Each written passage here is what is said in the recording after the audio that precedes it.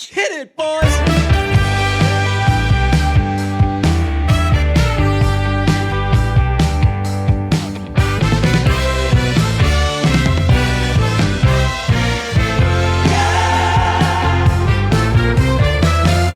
Did you see Nathan For You this week? We're doing that again? We're circling back on Nathan For You? Or are you talking about the his new show? People are kind of doing did you see Nathan For You this week again? It's not technically Nathan For You, but they're asking, have you seen the Nathan For You? And I'm not seeing as much demanding as used to happen. Definitely it used to not much be. It used to be a split between did you see Nathan For You this week? And if you do one thing this week, it is watch Nathan For You. Yeah. And I was like, I've seen people recommend the see your loved rehearsal. ones? You're not gonna do other things? I've seen people recommend the rehearsal, but I haven't seen them be like, yo, what the fuck is wrong with you if you're not watching that show? They're not Queen's Gambiting it. Yeah. You really should see the Queen's Gambit, though. Maybe at some point. I think my move would be in the next year or two, I might watch the Queen's Gambit and then act like nobody else has seen it. Be like, yo, have you guys checked out this show? It seems like this should be more popular. Why isn't anybody talking about this? It's funny you mentioned that move because, Pete, did you see Nathan For You this week? I did not. Are you picking up what I'm putting down? No. I've begun watching Nathan For You. Oh, hell yeah. Let's go. Oh, my God, dude. It is incredible. It is such a good show. Oh, you got to see it this week. It's so fucking good. What's this week's episode? Is it from like 2012? Well, I started doing it. I started watching in chronological order. Texted the boys, and I was like, yo, any of you cats seen Nathan For You? And they were like, what the fuck's your problem? Yes. Saw it all. And they were like, you got to watch this episode. You got to watch this episode. So I started jumping around. Then I texted the boys talking about Jeff and RL. Yeah, of course. The two most annoying Nathan For You people that Right, I know. I was like, I'd already admitted to other Nathan For You fans that I'd started to watch, and they were like, cool, glad to have you aboard. And I was like, I don't know if like Ryan will remember this, but I remember Ryan would push back on the Nathan For You sarcasm. Oh, yeah, He did not appreciate that at all. There has been a few times in the history of brunch that RL's been like, fuck you guys. Yeah. Dear friend, he's on the very short list of people I would attend anything with. I would go to, we've gone to ball games with him. Mm-hmm. He's a fantastic concert buddy. I've grabbed a bite with him. If he was, I don't know if he was ever like, hey, like, it's really weird, but like, plus ones fell through or whatever, you want to come to this wedding with me? No questions asked. I'm there. But a couple of times throughout Brunch's run, he's been like, fuck the whole brunch thing, okay, right, guys? Yeah. Which, has he been on Brunch? I don't think so. Which is shocking. He's done a brunch movie attendance with us. Yeah. I don't think he's Ready Player One together. Right. I don't know if he's been on. I don't think he has. We've discussed the idea many times. But he's like as Brunch a friend as exists. 100%. Strong friend to Brunch. But yeah, I told him and Jeff that I was watching Nathan For You. And Ryan was like, cool, go at whatever pace or order your friends are suggesting. I personally would say there's like some growth you see out of like the Nathan character if you watch in order. And I was like, Ryan has an idea of how this should be done. I trust him more than I trust anybody else on this. So I've gone back now after jumping around. I've gone back to like 5 episodes into season 1. Okay. And now am coming up on other episodes I've seen before. And I definitely didn't know what Nathan For You was at all. I didn't know what it was about. I think I knew I knew that it was Nathan Fielder. Yeah. But I don't know if I could have told you what he looked like. I didn't know what I know what he looks like. I don't know what the show is about other than like sometimes he pranks people. So the show is about it's got a great open. I watch it every time. Okay. Like that, the practice, Succession on the short list of you're watching the Game of Thrones. Sure. It has an unbelievable. I know you're not Really? a Game of Thrones guy. That's unbelievable intro. Yeah, that's really good. The open is him saying, "Oh man, I can't wait for Nathan For You fans to listen to me brunch splain Nathan For You because I probably still don't totally after you get mocked it. And I'd be like, so this is what he does, and this is why he's doing it. I think I would know.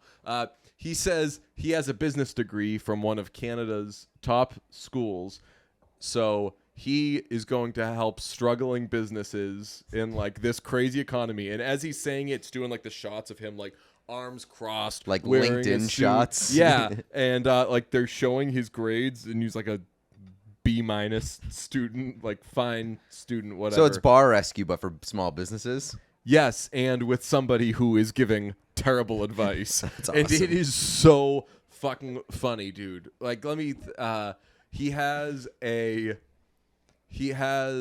mechanic start giving all of his quotes while hooked up to a polygraph. So he's more trustworthy. Okay. He my favorite one so far is he has a gas station in California. And I don't know when this was from, but like maybe gas was like $4 or something.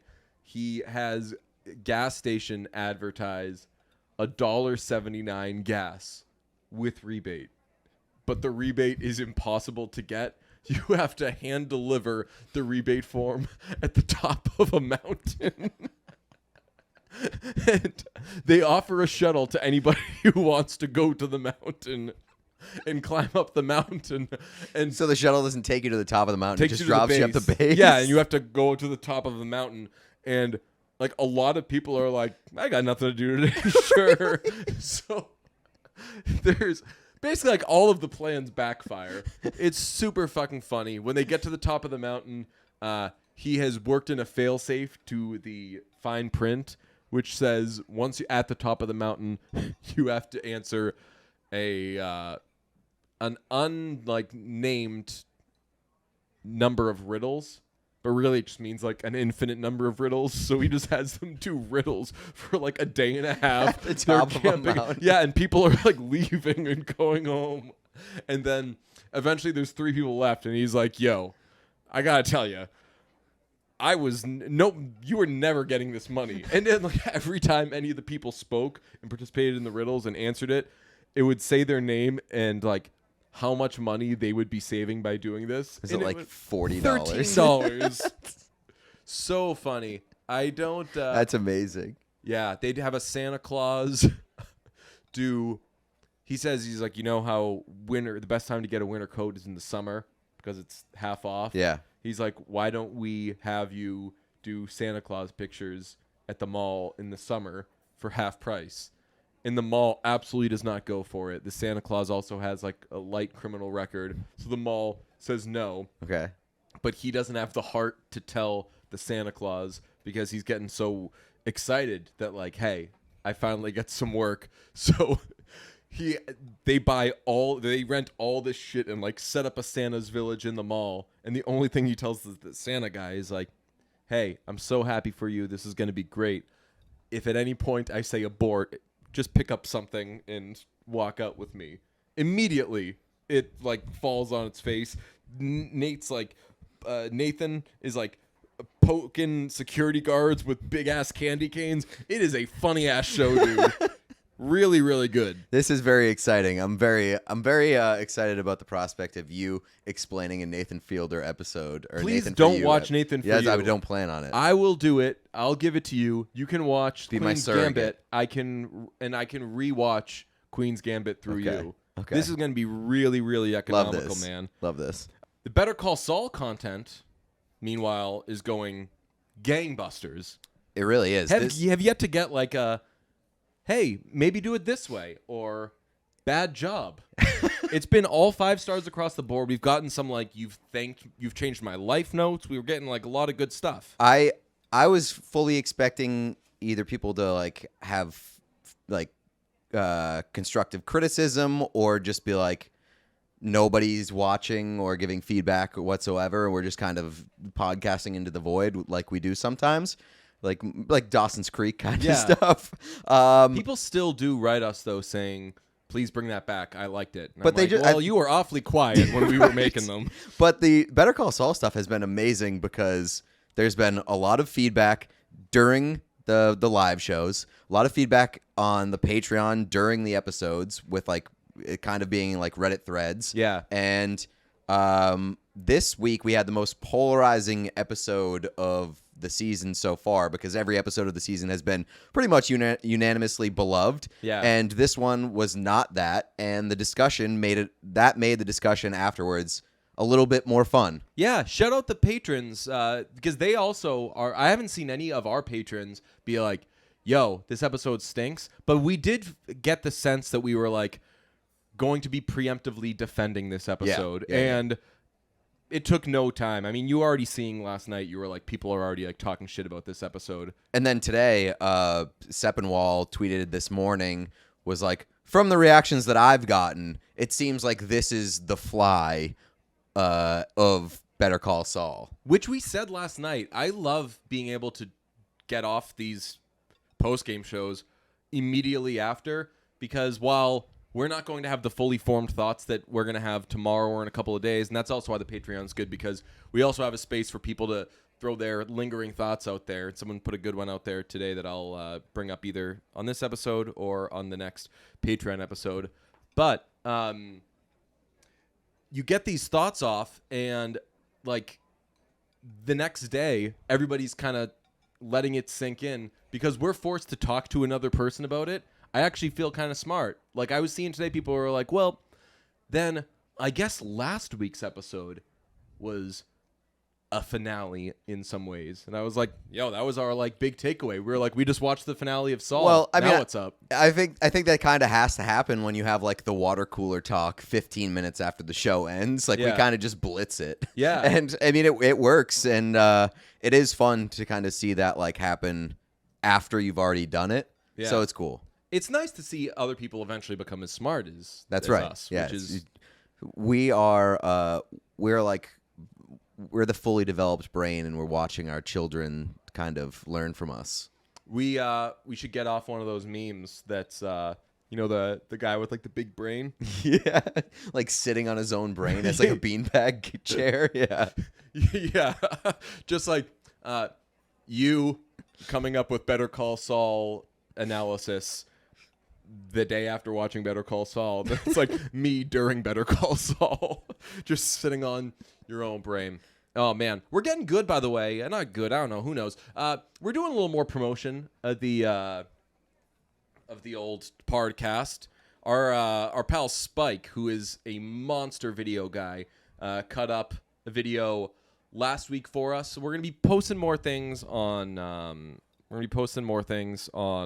Social, Instagram. We're in the Reels game now. Yeah, we're getting into the Reels game. We started a TikTok. Have not posted on it yet, but we have a TikTok ready to go. I didn't know if we actually had the TikTok yet. I searched for the TikTok and couldn't find it. Oh, well, I gave us a TikTok. Is it hidden? If you can't find it, I guess. But the Reels, what's cool about the Reels, I posted a Reel today, and I sent you like the front cover thing, and I was like, check this out, man. It's got big, huge letters, like asking a question or something. Big YouTube energy. I love that, though. Like, what I follow a couple of, like, music YouTubers, and it'll be, like, a still of a guy, like, pulling his hair out. Yeah. It'll be like, what happened to my pedal? And then you watch the video, and it's just like, he doesn't really talk about the pedal even. He'll just be like, hey, I played this gig, and at one point my pedal ran out of batteries, but it was during sound check. We have other batteries. That's a good pro tip. Always have batteries. And that's like a 5-second thing. But the big takeaway is like, what happened? You ever see the famous YouTube thumbnail meme? No. It's, Uber driver sucked me off? It's just like in big letters, and the guy's face is like, it's just, Uber driver sucked me off? ? So, what's the video then? It's not. There's no actual video. Oh, boy. It's the best. I've been doing this. I've been getting you. I was wondering what you were doing with your phone. I'm going to get a reel off of this. No. I'm going to, yeah. And I don't like unsuspecting reels. This is not like TMZ gotcha reels. I'm going to have, so I'm going to make it in TikTok, post it on Instagram. It's going to be that awesome voice that's like podcasting and had to just put this one in the reels. I hate this. I hate it so much. Okay, cool. Man, we're getting economical. We're finally approaching podcasting like a business in a way. And We're making insane money. yeah, like we are in we're so far in the black that we're now in the green. Can I tell you, I am spending so much money on things that are not turning any sort of profit for me. Like I'm making my home office a lot nicer. It looks awesome. Because it's like a little project to chip away at. But I was saying the other day, I'm basically Walt when he finds rot, you know? Oh, yeah, and he just like tears apart his house. Yeah, and he just like constant trips to Home Depot, constant trips to Target, constant trips to Guitar Center. Come down, the wife and kid are eating breakfast, and they're like, "Are you going to work today?" And I'm like, "We have rot." Grab a piece of toast, a little bit of orange juice, and he's like, "All right, back to it." And Skylar's like, "The second this baby comes out, I'm having sex with Ted Beneke." Speaking of having sex with Ted Beneke, shout out Carol Burnett. Yo, yeah. We've been waiting to find out who fucks Ted in the Better Call Saul universe, and it is absolutely Carol Burnett. We've got the proof. We don't at all. But that's a little inside joke if you're doing the after shows. We're having so much fun doing them. Get on patreon.com/listen to brunch. As we kind of suspected, these have been enough of a minor hit that they're not going to die after Better Call Saul dies, but we've still got tomato fights to work back in. And I think, who knows, again, I've been in the spending money to not make money zone recently. But you're spending productive money. Like, you're spending money on improving your home. Yeah. You're spending money on, like, getting gear. Like, you're spending money. Getting gear is a hobby, though. That feels so good, getting gear. But you're allowed to spend money on a hobby. Like, that's one of the things that you should be spending money on. Man, I got an SM7, and I got the cool mic stand that you have, the low one that swivels. The low profile. It keeps everything like very It rocks. Out how, of how people's great face. is that? And you had an awesome table mic stand that you were like, "Hey, I'm going to give you this one. You can just take it because I got this other one." And I was like, "Cool." And I set it up, and after like 2 seconds, I was like, "You can see the arm." Yeah, that's exactly why because I had the same one, and it like kind of takes up too much of the shot. And it's great if we were to do a podcast in like a podcasting studio. That would be perfect. That's a professional, great, like radio grade mic arm. But this thing, man. So I went out and got that thing. Then I'm like hiding wires. I'm under the desk, getting the little like staple things. You know those, Johns? Yeah. Man, crazy. I'm putting up drapes, curtains. Okay. Man, my little home office thing. It's facing. It's basically like facing. It's at the edge of the apartment. I did not realize when you put up room darkening drapes in there, curtains, that room is so fucking hot. It sucks now. Okay. It's the worst. I like that your arrival to the point of that story was that, yeah, I put all this time and effort into it, and it is so much worse. Oh, yeah, like some steps forward, but like massive steps backward in other areas. Comfort, yeah. Yeah, it's really cool. You know what else is really cool? Vizzy Hard Seltzer. Going glug on a Vizzy Hard Seltzer. Going glug, hell yeah. I was going to say, for those watching via YouTube, we haven't been putting out video episodes very much lately, but we do have a new little like we're under construction. Yeah, we're working on a new setup for the podcasting studio. You can see the early stages of it right now if you're watching on YouTube through Patreon, which you have to be a Patreon subscriber to get the full video episodes. Patreon.com/listen to brunch. But we are very comfortable now. It is. They are incredible.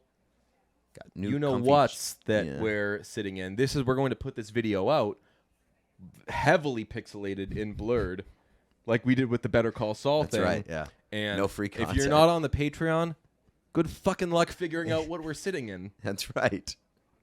Patreon.com/listen to brunch. This is the freaking losers. This is the beginning stages of a new studio. Good luck trying to figure out what it looks like. Gotta from spend this preview. money to hope to make money. That's right. Gotta spend money to. What did you say? You're spending good money?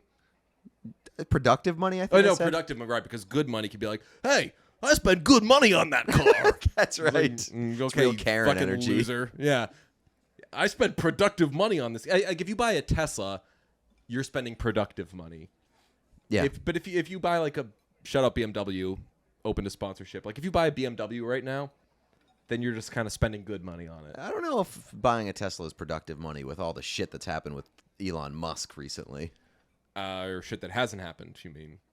It's a joke about him volunteering that he's not getting sex off. Well, I don't know about that. Did you see the report this weekend that came out that he? I'll clarify. I have sought zero Elon Musk stories in my life. I've sought they're very always put little in front of us. You're right. But I generally get the sense, like with Kardashian stuff, if it's very important, I'll end up learning it somehow. Yeah, I mean, there's been so many Elon Musk stories that have come out in the past 6 months. There was the extremely racist Tesla factory in California that's being sued 1 billion times over. Then there's he has secret kids. He's got 10 kids now. Secretive kids or secret kids? He had secret twins with a former employee. That happened right around the time he had a second public child with Grimes. Right. There was a story about his dad having 2 kids with his own stepdaughter. Extremely fucked up. And then the story that came out this weekend was that Elon Musk got on one knee and basically begged for forgiveness from his longtime friend, the co-founder of Google, after he fucked his wife and caused him to file for divorce. Wow. So, Elon Musk, I don't know what kind of jokes he's popping off about not having sex, but it seems like he's lying about that. I thought he said something he was accused of stooping the wrong person or something, or cheating on somebody. That must be the And he Google was like, guy. what are you talking about? I haven't had sex he said he hasn't had sex in a while. I think. I hope I'm not slandering. Let me see. Elon, I thought it was on the cover of a newspaper. Right? I mean, that would align with the story of him fucking the Google exec's wife. Elon Musk denies affair, but let's see how he said it. He said, I could have sworn that he said that he's not. And again, if he says he's not doing that, who cares? It appears that somebody's lying here. It's either Elon Musk or it's you. Oh, yes. Elon Musk said he, quote, hasn't had sex in ages. There you go. He just had a kid. That was ages ago, dude. It was within the year. What is the age of the kid? He hasn't had sex in that amount of time. Plus 9 months. Yeah. He hasn't had sex in ages, man. That's absolutely not true. Let me see. This is totally BS, he said. He said total BS a bunch of times. So there's nothing romantic. None of these people were even interview. He said, haven't even had sex in ages. Sigh. He replied to another tweet. Would that qualify as incel energy? He says, I haven't had sex in ages. Sigh. I don't know. If he said, haven't had sex in ages, jealous, then you're like, he's not involuntarily. It does come off as incel energy, but there's absolutely no way that Elon Musk is involuntarily celibate. Well, you should get. You just simply can't be that rich and be involuntarily celibate. I mean, after watching, not that he's rich, but after watching a little bit of Nathan For You, I'm like, you can be a famous person, and if you are to carry yourself the way that he carries himself in that show, I could see a very rich, I mean, one of the big jokes in what's it called in Silicon Valley was that what's his face Richard? Jared. Oh, Jared, yeah. Yeah, Jared is this hound, but that's a funny joke because it was well, stereotypically, this person probably wouldn't be super social and probably wouldn't be meeting a lot of women, et cetera, et cetera. And Richard obviously has his, but he's super rich. I don't like getting into the sex lives of fictional characters. Yes, I don't know how we got here from slugging Vizzies. Or what was your choice of verbiage? Going glug on a Vizzy. Going glug on a Vizzy. You know what's a way to keep the summer vibes going, Pete? Going glug on a Vizzy. I was going to say going glug on a Vizzy. For example, you want to plan a party, you want to get out on a boat, You giving it that glug glug 3000. you tell people, hey, you might want to bring your baseball glug because we are going to be, We're gonna be catching vibes. yes, you might be falling in glug with Vizzy. I can't wait for Vizzy to get a new like tagline out of this. It's a give it that glug glug 3000. That's right. I have a tweet to send this week. Set the glug machine to 3000. And then you glug. It's just like you turn on, I don't know, like plug in a clock radio or something. And then just be like, all right, it's on. Our next investment. See you boys on the glugger side. Our next investment for the studio is a soundboard with a, or I guess a audio mixer with a soundboard. Yeah. And boy, we are definitely having a glug machine. A glug machine's going. I'm actually glugging some water right now.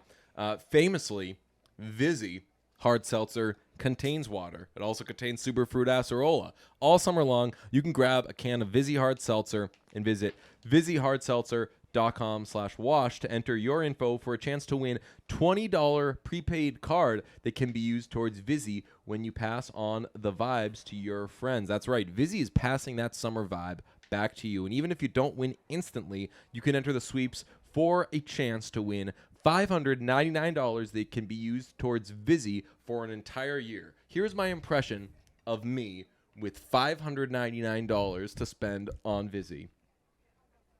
Glug, glug, glug. And just keep that going for a little while. You want to plug in, you want to get some gear, get a loop pedal. Just do like a glug, glug, glug. Maybe hit like the top, maybe do some Ed Sheeran shit on it. Really make a big thing out of it. And that's productive money. That is productive money 100% when you invest it in the glug. I'll tell you what, Vizzy Hard Seltzer passes the vibe check with its bold and delicious fruit flavors. That's right, you ain't getting meats and cheeses out of these guys. Vizzy has you covered this summer with a wide range of refreshing fruit flavors like pineapple mango, black cherry lime, strawberry kiwi, and blueberry pomegranate. Want more variety? Vizzy also has a lemonade hard seltzer and mimosa hard seltzer. Let me tell you, that lemonade hard seltzer, it's not good. It's great. It's unbelievable. And I can't say the same for the mimosa hard seltzer because every time I try to get some, people are jumping in front of me saying not so fast and running away with it. This is my glug package, sir. Honestly, they're saying it. People. Each variety pack offers 4 delicious fruit flavors, plus delicious combinations like papaya passion fruit, watermelon strawberry, blackberry lemon, and raspberry tangerine. You know what my favorite is of those? That lemonade one. And I should be staying off the lemonade because the acidic stuff, it's not so good for my throat, but I'll tell you what, it's good for my soul when I'm going glug on a Vizzy hard seltzer. So pass the summer vibe with Vizzy. Here's how to get yours and keep the summer vibes going. Go to VizzyHardSeltzer.com/washed to enter for a chance to win. That's VizzyHardSeltzer.com/washed. No purchase necessary. The offer ends August 15th, 2022. 50 U.S. and D.C. 21 plus only. Void where prohibited. For rules, visit VizzyHardSeltzer.com/pass the vibes. Scanning product is optional. Vizzy. Glug it up. No, Vizzy. Vizzy.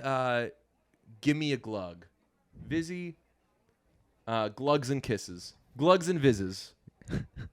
Okay, we can work on it. Okay. Now, after we just talked about our venture into Instagram Reels, feels like a good time to address the Instagram controversy. Have you seen it? People are like trashing Instagram, and they're like, yeah, I'm setting that out. Rebelling against Instagram because it's becoming more like TikTok, and like the founder of Instagram or like the CEO of Instagram, whatever, like one of those execs, put out a video that was like, yes, we are still going to have photos, but as time goes on, we are going to become more and more about videos. And that's just the way that things work. That's the way that things are trending.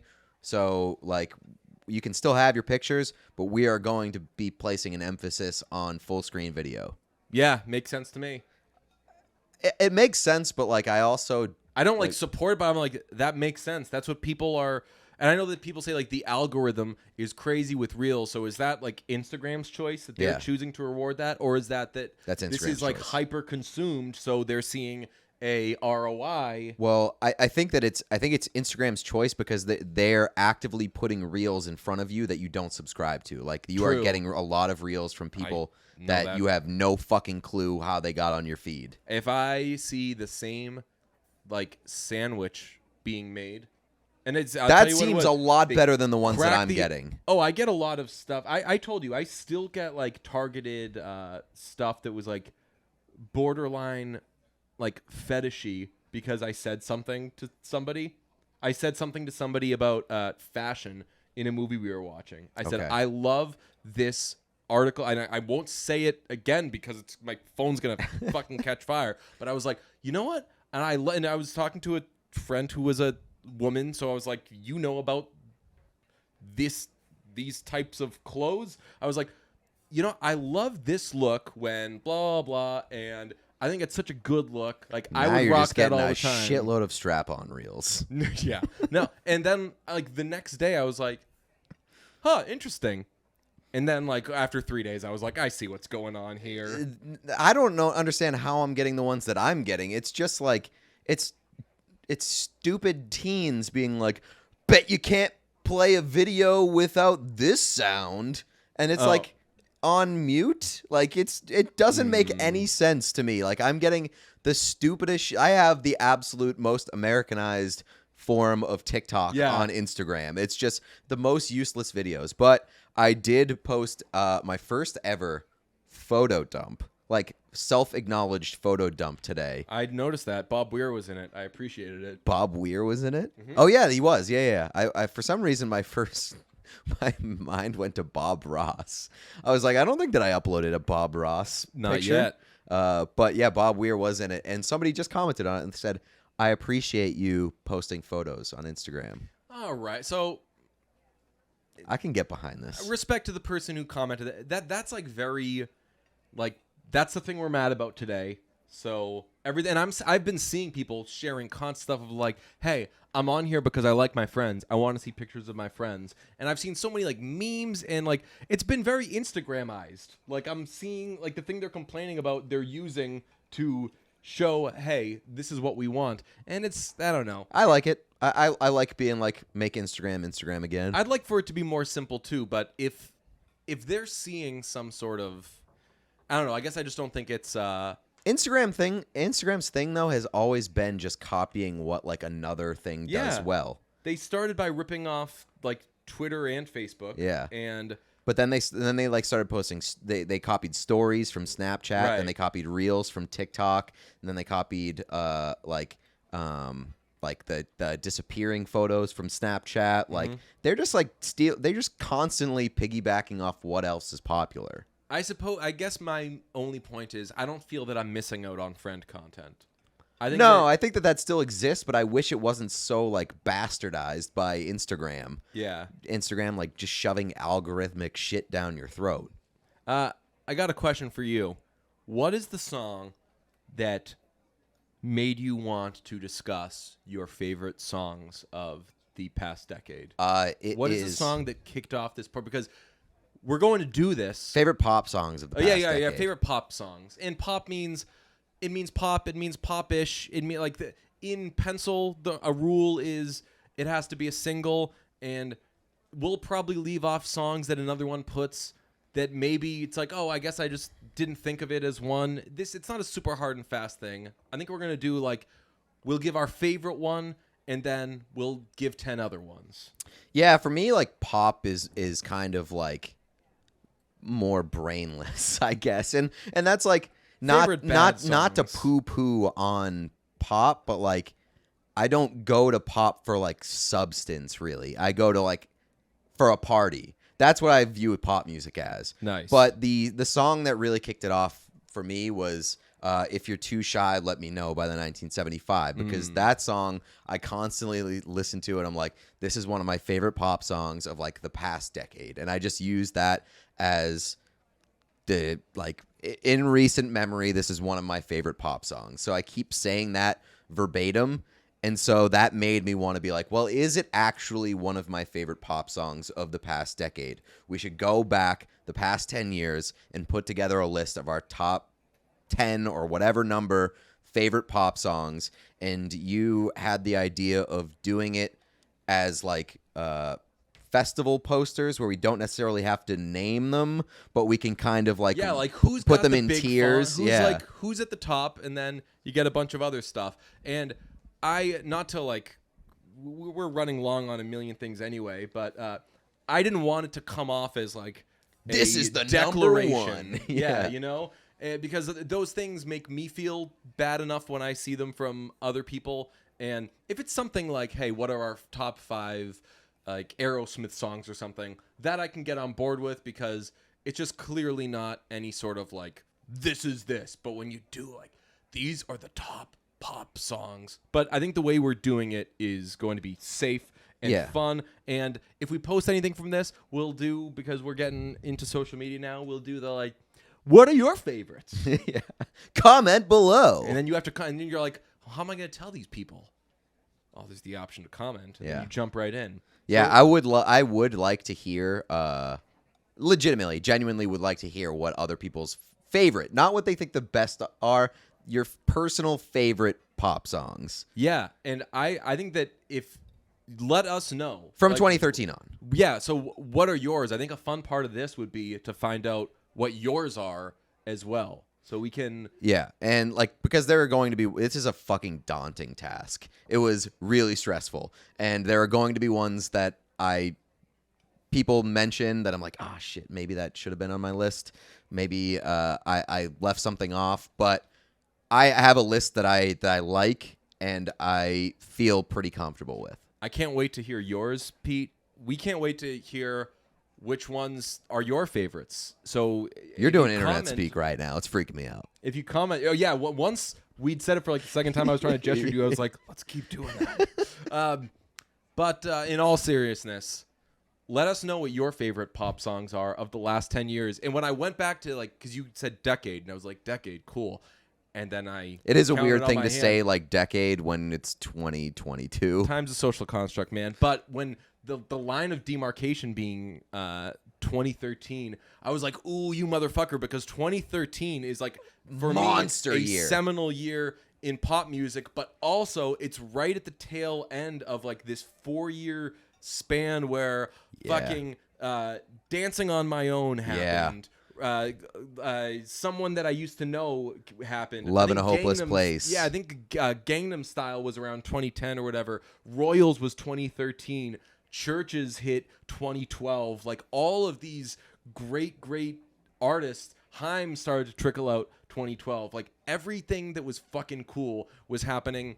Like 2010 to 2013 is like the 1975 to 1977 of times after 1975 to 1977, where just like all the insane shit that could come out came out then. So I'm excited to do this. Want to give our headliners? Want to give our supporting acts? Or we could. I have like a pretty large cutting room floor because I don't want to leave out a lot of. I have like a lot of honorable mentions. Yeah. I don't think that we should. I think get to like our actual list first. Okay. And probably start towards the bottom. Like I would like to build up to the headliner. Okay, now again, I'll clarify. These are all 2 through 11 we're all the same font, so no particular order. But give me yours. With me, I have "We Can't Stop" by Miley Cyrus, 2013. Oh, great one. Yeah, that's a banger. That era of Miley Cyrus was fucking incredible. So there was a few that I was maybe deciding between. So I made the executive decision that I was only going to do one song per artist, because I also did that. Otherwise I would have just done like 6 Taylor Swift songs, like 3 Carly Rae Jepsen songs, and it would have just been kind of boring. So I limited myself to one song per artist. I have an honorable mention that is an honorable mention because A, there wasn't space for it, but also because it would have been a second by the same artist. But great call with "We Can't Stop." That song's such a banger. Mm-hmm. No, you're just gonna keep throwing down bangers. Yeah, this one slaps. No, So Oh, it's from It's the all album bit- Bangers. yeah. You fucker. it's cool though. Both times I looked at the camera and gave it like a little shane.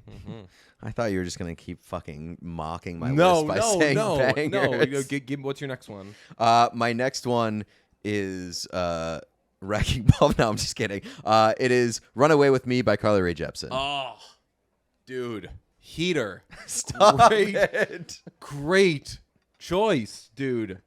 You want Please stop. You want a that one's a wrecking ball.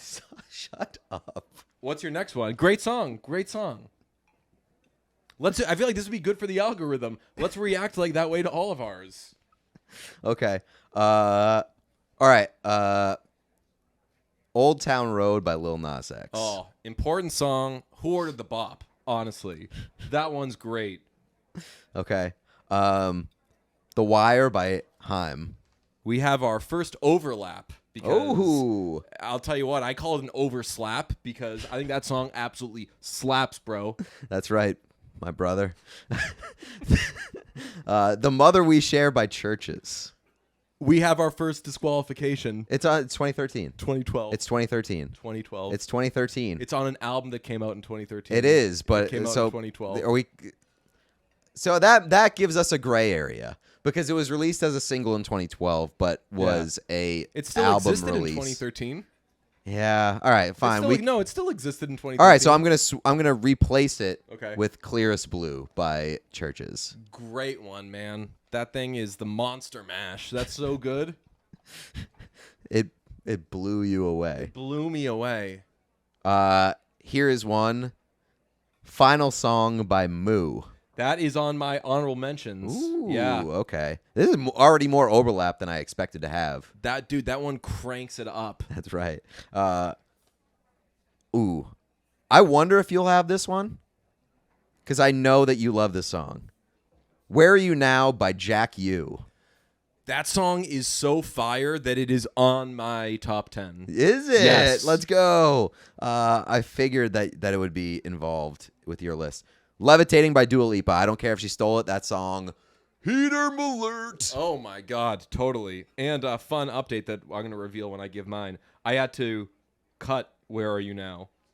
Why? So, because they just have too many. Okay. But you said it was in your top 10. I thought it was. Oh, okay. That was a quick First that was a major quick bounce. surprise. We got a live action cut from your list. Yeah. Just lasted on your top 10 for 14 seconds. Okay, so Levitating Dua Lipa. If You're Too Shy does not headline my list, even though it prompted the list. If You're Too Shy by the 1975 is very close to being a headliner for me, but it is not there. My headliner, and I think is the best and my most favorite pop song Love that combo. of the past 10 years. Can you guess? I don't even know that one. No, I'm saying, can you guess which song? You know me well enough that I think that you can guess it. Put together some context clues. Would it be a Carly Rae Jepsen song? No, I've already selected Carly Rae right. Jepsen. Would it... I mean, I'm pleasantly surprised there isn't a Taylor Swift song yet. Is it a Taylor Swift song? It is. Wow. Bad Blood. No. Ugh, you think that's my favorite top? Oh, Bad Blood remix. No. I do love Kendrick, and I do think that Kendrick added to... He did his best. Yeah, right. He said, "You are going to pay me what? Fine, I'll pretend to like you." I will put in minimal effort for this. I have never respected somebody getting a check more than... My man got that bag. No, it is Style by Taylor Swift. Oh, great one. And that takes me back to young Pete Blackburn. Yeah, That with the he's Milan into that one. Lucic vine. He was memeing with it, man. Good call. That song's a bucket. Thanks, buddy. You ever heard a song called A Bucket? No, but I like that a lot. I was running out of terms, so I Googled banger song synonym. And the first thing that came up was sexuality, slang, a person who has sex. I didn't read this part. I only read the bold part. And so it said synonyms for that was a bucket. I've not heard that. I've not heard it, but I really like it. I've not heard it as certainly not to describe a song. No, I've heard it to describe like a nice basket in Yeah. basketball. That I really like I'm gonna start calling good things a bucket. I'm gonna save some adjectives for you. Yeah, let's see how you can do. Yeah, I think I'm gonna do worse than you. But quickly, I want to name like a couple honorable mentions. I Know a Place by Muna, as well as Silk Chiffon by Muna. Silk Chiffon is a very good candidate. If I had to pick one of those, I don't know which one I would pick. Like, easy cut, but good candidate. Yeah, right. Don't by Ed Sheeran. I Ooh. love that song. So Hot You're Hurting My Feelings by Caroline Polachek. Yep. Nice for What by Drake. That song is a superb splash. Yeah, let me tell you something about Nice for What. That song is a fucking birthday party, my guy. It sure is. It's one of my. Wait, did it make it? No. I mean, Nice for What or Just Hold On, We're Going Home. Both of those could absolutely make a list. Is that so? Have you? Have you done it? Wrapped up. You've done the deed, you little bucket. You. Okay. Again, I've never heard a person described as a bucket. I will not now describe people as buckets, but good songs will absolutely be called buckets going forward. Okay. All right. You ready to hear these bucks?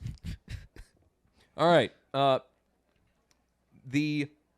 In the supporting cast, in the good-sized font, Hold Up by Beyonce. Okay, yeah. One of my favorite songs. And what's cool about this exercise is that I'm realizing some of my favorite songs ever came out in the past decade, which is a nice little reminder because you can do like a music sucks now. Music sucks these days. Oh, man. But they're great songs, such as Why Are You on Facebook by Van Morrison.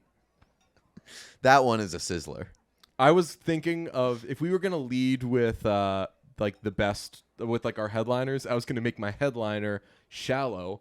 And then if you were like, you're fucking around, I'd be like, no, like sincerely, no, like I really like Shallow. It's a great song. In the process of my research, I looked up a Rolling Stone list of like the top 100 songs of the past decade. Oh yeah, that shit makes me want to die. Shallow is ranked number 11. Oops. Of the last decade, not even the top pop songs, the top 100 songs of the past 10 years. Or I think it was 20 of the 2010s. Shallow was ranked number 11. That okay. list doesn't sound very deep. Okay. But I was going to make Shallow my top one, and then when I got to the other ones, it was just going to be the soundtrack of A Star Is Born. Hold Up by Beyonce. One that has to be there. I wanted to bump this one off because I'm like, it just goes without saying this is a great song and everything. But I often talk about this song's importance as like a pillar great song. So Royals has to be there. I just getting in 2013. Yeah, that one climbs fuck mountain for sure. I was considering putting a Lorde song on. I would not have picked Royals, and we've had this discussion before. I don't think that that's the best song from Pure Heroin. It might not be pound for pound. Pure Heroin's great. Was it going to be Tennis Courts? Team's awesome. Yeah. I've done Team karaoke. Was it good? Yeah, I think it was good. Nice. All the Stars by Kendrick Lamar and SZA. This is one that's on this list, has like true potential of maybe being the best song on the list. It is a perfect production track. One of the best choruses, I think, like ever from a pop song. Awesome. Running Out of Luck by Alex Cameron featuring Brandon Flowers. Didn't think old Dick Sucky would sneak his way onto this list, but here we are. I did not think that Brandon fucks his own face Flowers would make an appearance on this list, but good for you. I don't turn in those boppers. Then I don't, what am I supposed to do? I don't know if I am aware of that song. Oh, if you I'm sure you've sent it to me. If I've either. I hope I have. I'd be disappointed in myself if I haven't. Short Court Style by Natalie Prass. Excellent. Just throwback bop. The Wire by Haim, obviously. Haim had to be somewhere on there. Surf Music by Paul Williams. Oh, man. That's a good pick. Great that song. is a great song. Holy fuck. I did not consider Paul Williams, and it would seem like a little bit of nepotism because he's family. That is true. Because when you're here with your family, that's the famous right. brunch slogan. I've heard it many a time. We're going to have some 1975 on both lists. Wow. Yeah. And we're going to have to probably have a weird talk. But I'd love it if we made it. Love me. Really? You know, I have always been a massive supporter of Love Me by the 1975. I think that it's a very fun pop song, but it's a smart pop song. Like there are certain melodies that are kind of always spoken for in the song, whether it's being sung or then like the bass player will play it, or like it's always going on at some point. It's a really cool song. Its production is great. We've had a lot of 1975 conversations lately. Presumably, mostly because of me. Because all of them have been about their songs, though. None of them have been like the normal 1975 conversations, which is like, what's that guy's fucking deal? Well, we've had those conversations in the past. We've done full podcasts, specifically with Nora Princiotti, where we're like, yo, what the fuck is this band's deal? And like trying to decipher the 1975. But one of the recent conversations that we was that the 1975 are going to be an all-time greatest hits band. Yeah. Like, their greatest hits album is going to fucking rule. They have absolute slappers across the board on every album, but you have to sift through so much shit to get to them. There's just, like, a lot of wasted space. But I think that there are, like, probably, like, 3 or 4 songs that I could slip into my top 10 list for the 1975. Like, Somebody Else is an amazing song. Somebody Else, awesome. Love it. The Sound is a really great song. Yeah. Yeah, I mean, they've got Big Foo energy. We've talked about that. Yeah. Where when all is said and done, even if you're like, what was that album again? I'm kind of like that with them. I'm like, what's the name of that song? When you say that, when someone's like, oh, this is my favorite 1975 song, I'm like, I don't even know it by name. But when all is said and done and they put together like their 12 or 13 best songs, you're going to be like, yo, what a fucking band. Yeah.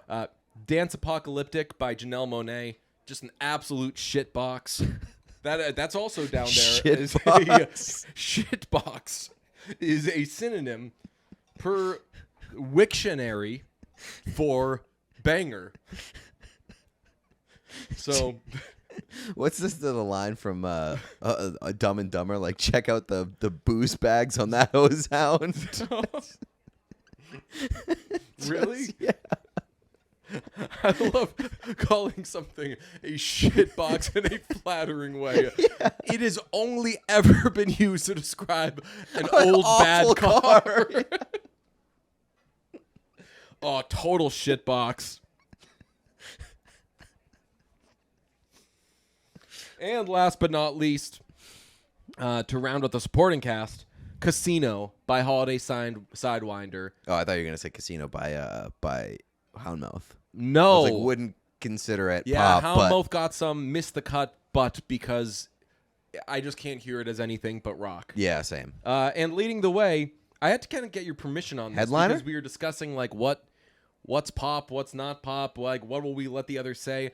And one of my things was I was like, I don't want this to turn into one of us says something and the other one's like, Is is that that pop? really pop? And depending on how seriously you're taking a conversation, it can be like that, but we're not letting it be like that. So I'm going to pick a song that has pop elements, certainly has like baggy elements, and was my favorite song of a few years ago. Harmony Hall by Vampire Weekend. All right, so if we're including that song, I think that it would probably make my list, or at least my honorable mentions. Yeah. That song absolutely is a flaming dumpster. What a crock that song is. I love just throwing adjectives that are typically used What? in negative fashion. What a load of shit that song is. That Can song you is imagine just the bullshit that one is? just a complete scumbag of a song. All right. Here's some of my honorable mentions. Where Are You Now by Jack U and Justin Bieber. Okay. Fantastic song. The Way You Used to Do by Queens of the Stone Age. That ends up missing the cut because it's like a dance song, but it's a rock song.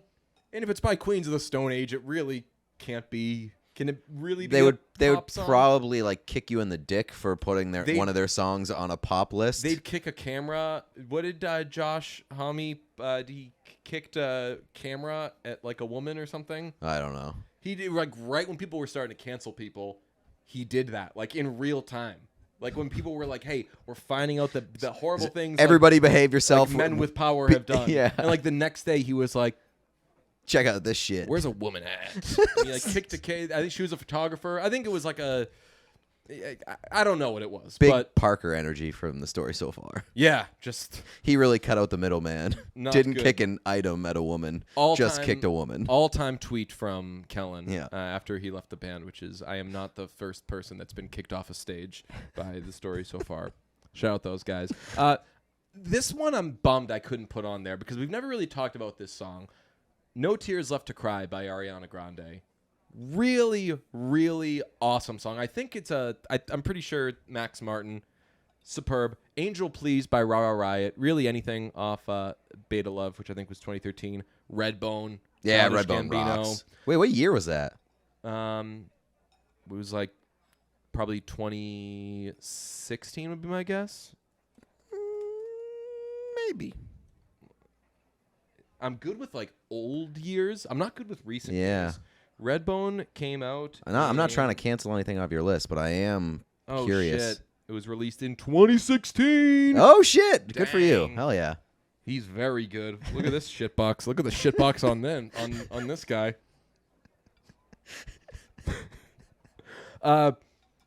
In the interest of not repeating artists, Diane Young by Vampire Weekend, I consider a perfect pop song.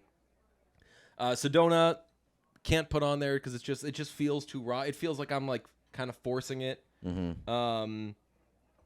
What was another one? I still have more written down, but 17 by Sharon Van Etten, incredible song. Broken Heart by Dr. Dog. Every Day by Diane Coffey.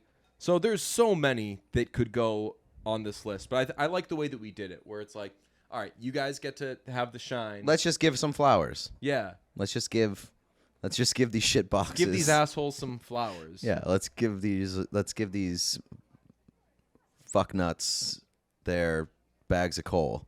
Man, dude. Fucking No Tears Left to Cry though, dude. That song's a fucking sociopath. Okay. Let's hear your list of. But more importantly, Let's hear your despicables. what are yours? Please comment. Say whatever song. And if you like our list, please like and subscribe. And Yeah. This song is a like fucking dweeb. Yeah. Comment like that. yeah, and then flip us the bird. Flip us, yeah, give double bird emojis. Then like unsubscribe. All right. Brunch. Hit it, boys.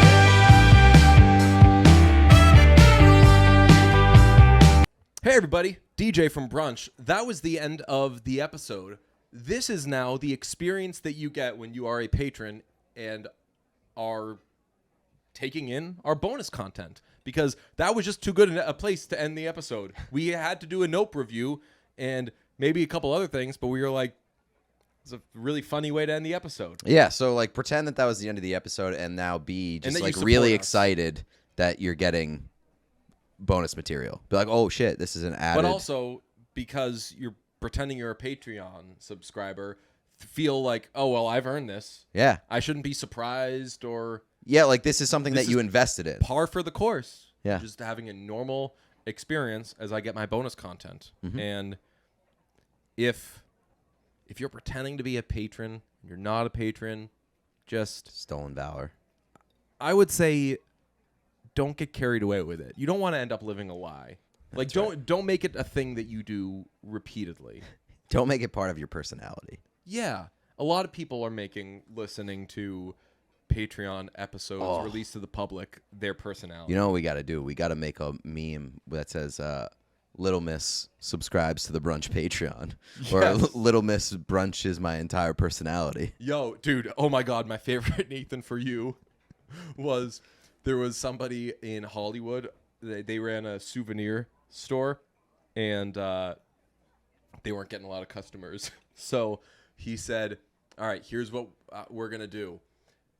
Tourists love in Hollywood seeing a movie getting made. So we're going to set up a fake movie shoot around your store, and customers will flock to it. So they hire a Johnny Depp impersonator to like walk in and out like under a big umbrella and everything, like the way that they move them around. And then Nathan comes out and he's like, hi, everybody. we're shooting a movie. As you can see, like Johnny Depp is here. We need some people for this movie. So anybody could get a volunteer, and everybody's like, yeah, let me be in this movie. And he's like, all right, it's really easy. You just got to walk in, purchase an item, walk out. But they actually charge the people, and he offers to give one girl lines, and she's like, oh, great. But she doesn't tell him what the lines are, so he's ringing her up, and he's like, doctor, is there any news? And she's like, what? And he's like, just say no news yet. She goes, oh, no news yet. And he goes, okay, well, I have the items you asked me to set aside. And it's like a big cart just like overflowing. She's like, oh, great, thank you. He's like, that's $214. Yeah, and he charges her. That's incredible. Yo, Nathan for you rocks. Okay, talk to you next week. Brunch. Hit it, boys.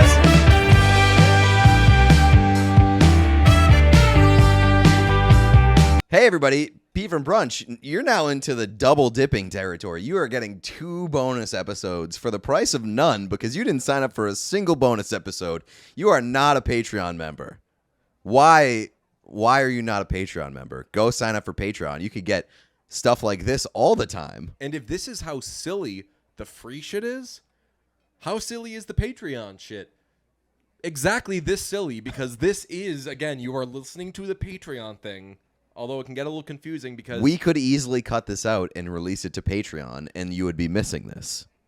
I could find hundreds of people who want this right now. Just give it right to them instead. But we'd like you to join them. There's a sense of community on there. Okay? So we're cutting it here. This is your final warning. Brunch. Hit it, boys! Hey, Brunch listeners. This is Pete. I can't help but notice that you're still here. Tripling up. Yeah. Tripling up on Wow, these you have now goofs. gotten... It's like, oh, how many times are they going to do this? Brunch. Hit it, boys! Hey, everybody. This is DJ from Brunch. You are now on your 4th straight free Patreon bonus limited time exclusive screener episode. We will now... Brunch. Hit it, boys! Hey, everybody. This is Pete Blackburn from Brunch. Have you heard of a 5-for-1 deal? Brunch. Hit it, boys! No, because you're listening to the 6th episode. We're going to work it. If we keep going any longer, we are going to have to work in an ad read. What if we put ad reads in Patreon episodes? We'd be like sell them for like $5. We'd sell them to the company for a Patreon subscription. Be like, all right, $5 a month, and we'll do an ad read. What we could do is we could sell the ad suppliers being like, yo, the people that are going to hear this have supplemental income. They have expendable money to give. They're giving us $5 a month for our shitty bonus episodes. You don't think they're going to pay for your product too? I wish, do we put in the episode description that it comes with a free Patreon 6-pack? Yes, absolutely. Man, what bonus stuff? So to show our mettle, we are going to drop a Nope review right in your face on the 6th, the 7th. Holy fuck! Brunch. Hit it, boys! The 7th Patreon bonus. Yeah, let's talk about Nope. Let's talk about Nope. Nope is a character played by Amy Poehler. I can't really do a Don Pardo anymore. I used to be able to. You know who else can't? No, sorry, Don Pardo. Yeah, can't do it. that's never mind. That's a bad taste. Too Go busy on. resting. Nope is the 3rd horror film released by Jordan Peele. I called him Jordan Poole on TV the other day like a fucking asshole because I've just been nerding out about sports my whole goddamn life. Mm-hmm. One of my friends the other day was like, man, he's like, the sports stuff with you really throws me for a loop. And I was like, the other stuff throws everybody else for a loop. Yeah. I got an Instagram comment the other day that was like, hey, don't you ever get sick just talking about sports? And I was like, We really this is a don't talk person about that sports follows that me on much. Instagram. How did you find me? It's Yeah. like not a friend, not somebody that I know in life, nobody that I've like ever met in any capacity. Yeah. Follows me on Instagram and is like, what's with all the sports? They're like, get over sports. I actually didn't notice when tagging you in something from brunch. You're talking to a couple of professionals. We have professional Instagram accounts. We do.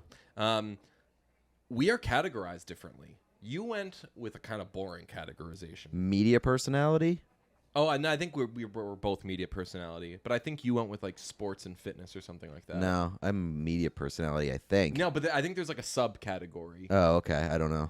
But you can only choose one, and I just chose like creator. Oh, I have sports and recreation. Right. That's on Instagram. I have media personality on Twitter. Same. Okay. You should go. I mean, sports and recreation suits you. It would Yeah. suit me too, or whatever. I like creator. Yeah. Creator makes it like It's very creator vague. puts like a wide brim hat on me. It's very mysterious. What's he- Quite what's like he- the movie Nope. Haven't seen DJ in a couple of days. Where is he? Oh, He's creating he's in the something. lab creating He's some gotta be shit boxes. Stirring up something. Sorry, that As shit for boxes Pete, reference. he's probably at the game. That shitbox reference that I just made was from our original episode this week For on brunch. non-patrons. Yeah. So I can't imagine that you're a Patreon subscriber and you like haven't listened to the regular episode, but if you want, you can go find that on the regular feed, and you can understand the shitbox reference. What that do I we just call made. that episode? The shitbox special? The shitbox spectacular? Yeah. It's a real fucking loose cannon, that song. It really blasts off into fucking space. It's a real astronaut, that one. Okay. Nope. We had our tweets after we saw the movie. Once again accused of seeing a movie together. And Which very weirdly timed because we blasted off tweets at the same time, which sometimes we do. But your movie got out before mine. like by like a half an hour. You- And I immediately texted you and I said not to reveal too much, but I said that wasn't that good. And then I drove home from the movie theater, and as soon as I pulled into my driveway, I like thought about what I wanted to say on the way home, pulled into my driveway, put it in park, and blasted off a tweet. And I refreshed my Twitter timeline, and your tweet was like 2 below me. And I was like, oh, fucking god damn it. Because then we get the texts. Yeah, no, we don't even get a text. We did get text, but we also get like the tweets that are like, oh, why don't you just kiss? Which, first of all, would. But also, Before we'll do it again. that's right. You're looking at a couple of buckets. I get more Jesus. I get more concerned that people are being like, oh, you guys like brainstormed at the table before you sent out matching tweets. And Yeah. that really did not happen this time around. And it usually doesn't. We usually just try have not similar to. opinions. Yeah, I don't want because good or bad, you have more Twitter followers than me. So if we end up putting out a similar thing, even if it came off of maybe an idea I brought to the discussion, it's going to look like, oh, well, we already saw that. That's on Pete's or whatever. Yeah. And I don't want people that follow both of us to be like, oh, well, DJ tweeted that 15 seconds earlier. You took it from him. We really are coming at these individually, but we had kind of similar thoughts. I definitely liked the movie way more than you did. You definitely did, yeah. Yeah, your tweet was... I have no real strong thoughts about it whatsoever. Yeah. Like the movie, I will forget that movie exists in like 3 to 4 weeks. I will never have an interest in seeing it again, I don't think. You said, I think I'm going to see Nope again before we do the review. I don't know if you did. I haven't yet. You haven't?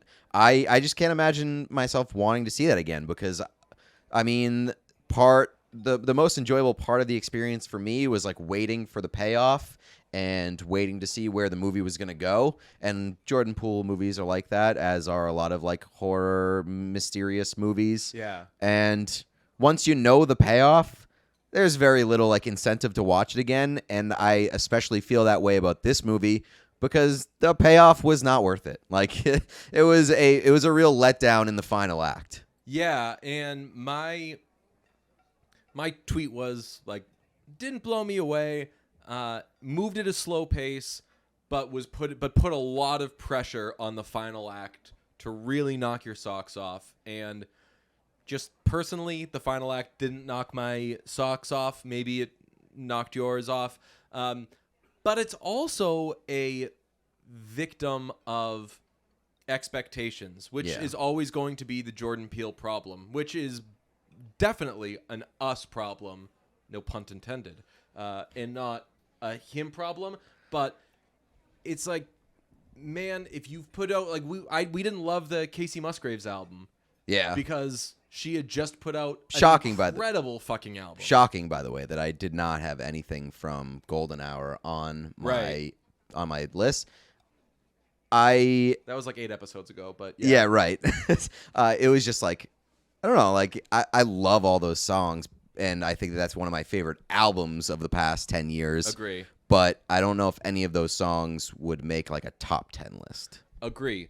But Jordan Peele runs into, he set the bar impossibly high for himself. He like made the best movie. So is every movie he makes going to be the best movie? And also, is it going to be, he's outstanding, probably better than anybody else when it comes to parables, when it comes to this meaning that. Mm-hmm. And in Get Out, it was done in a way that blew people's minds, and in a probably more accessible way too.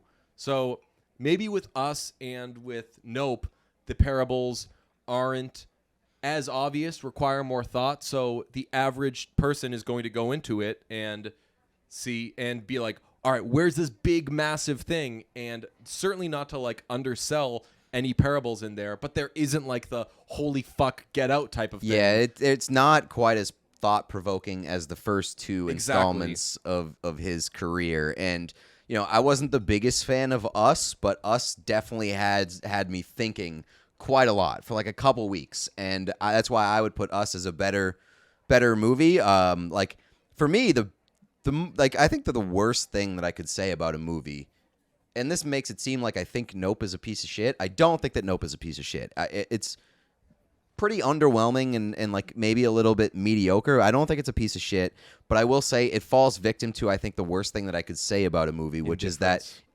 I was pretty indifferent about it. Yeah. It didn't make me think that much. It didn't really like sit with me all that much. I wanted to forget it, I guess. Like it was just a kind of a bland experience. Good performances. Yeah. Steve Yeun, good. I mean, Daniel Kaluuya is always going to be good. Keke Palmer, I thought, like the best part of the final act was Keke Palmer as more or less the final girl may contain spoilers, was really, really good doing scenes by herself. So, like, good elements. Yeah.